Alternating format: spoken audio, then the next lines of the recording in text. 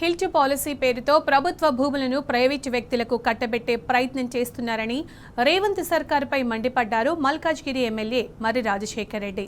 ఈ పాలసీని అడ్డుపెట్టుకుని 5 లక్షల కోట్లు కొట్టేసేందుకు కుట్ర చేస్తున్నారన్నారు. తమ నియోజకవర్గంలో library, urban primary health centre నిర్మించడానికి స్థలం ఇవ్వమంటే లేదని సమాధానమిస్తున్నారని, ప్రజలకు ఉపయోగపడని హిల్ట్ని వెంటనే ఉపసంహరించుకోవాలని రాజశేఖర్ రెడ్డి డిమాండ్ చేశారు. మౌలాలి ఇండస్ట్రియల్ ఏరియాలో మండలి ప్రతిపక్ష నేత మధుసూదనాచారితో కలిసి ఆయన పర్యటించారు.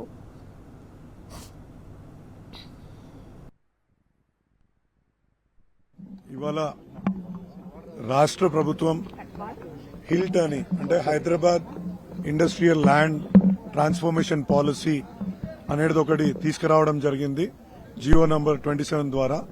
దీని ద్వారా ఏంటంటే ఇండస్ట్రియల్ ల్యాండ్లను మొత్తం కన్వర్ట్ చేసి ఫ్రీ జోన్ గా అంటే మల్టీ యూజ్ జోన్ గా చేయాలనేది ప్రభుత్వ సంకల్పం.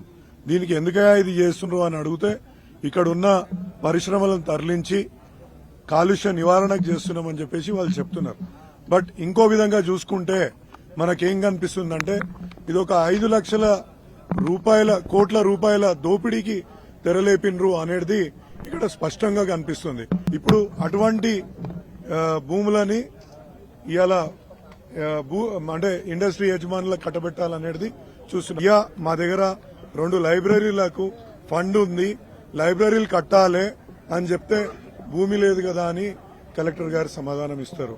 అదేవిధంగా ఇక్కడ మౌలాలిలో UPHC urban primary health centre కట్టుకుందామంటే భూమి లేదని సమాధానం ఇస్తారు. ఒక ప్లే గ్రౌండ్ నిర్మించుకోవాలనుకుంటే మా మొత్తం మల్కాజ్గిరి ఇక్కడ దిక్కున్న 6 డివిజన్లకు ఈ సర్కిల్ కి ఒక్కటి గ్రౌండ్ లేకపోవడం మీరు గమనించాల్సిందిగా కోరుతున్నాం. మరి ఇక్కడ అప్పనంగా కట్టబెట్టిన ఈ యొక్క ఇండస్ట్రియల్ ఏరియా ఇండస్ట్రియలిస్టులకు ఎందుకు ఇస్తున్నారు?